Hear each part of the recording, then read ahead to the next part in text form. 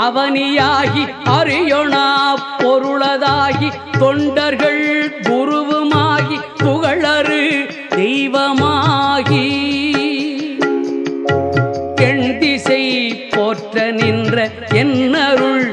ஈசனான தென்திரள் சரவணத்தான் தினமும் என் சிரசை காக்க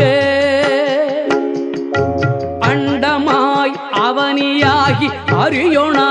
பொருளதாகி தொண்டர்கள் குருவுமாகி புகழறு தெய்வமாகி எண் திசை போற்ற நின்ற என்னருள் ஈசனான தென்திரள் சரவணத்தான்